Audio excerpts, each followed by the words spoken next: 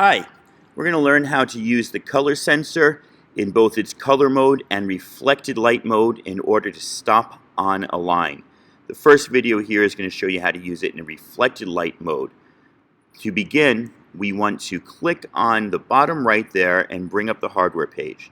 Now if you see where it says 83 and it says reflected light, that is measuring how much light is reflected back at the color sensor from a given surface. I'm going to roll my robot and show you the number change as I go over different colored pieces of tape. Let's watch.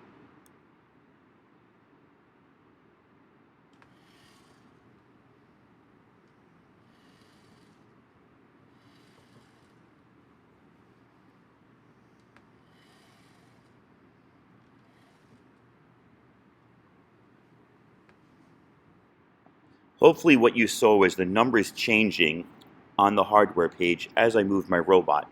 There was a little glitch. They did not go back up between the black and red tape, and I think that's more about my video editing skills than the actual robot. But about 89% of that white table was reflecting back. When it went over the black and red tape, you saw it was only about 9. But then when it went on the yellow, it was about 63%. The fact that that yellow is closer to the white number will be important later. Let's now take a look at how to use this information in order to program the robot. And please rewind and watch again if you want to see how it works. Okay, so we start off with a motor move block, move steering I believe is what they call it. We're going to change it by tapping on the red and making sure that we just turn this motor on. And because the color sensor can be finicky, we're going to slow down the power. I can't slide very well, so I'm going to tap the number grid and actually type in a lower number. I think 35 would be good here.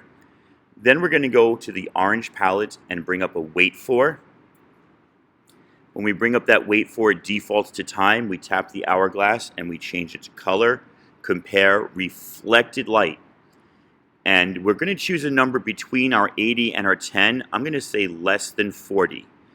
Less than 45. This means when we see less than 45, we'll do the next command.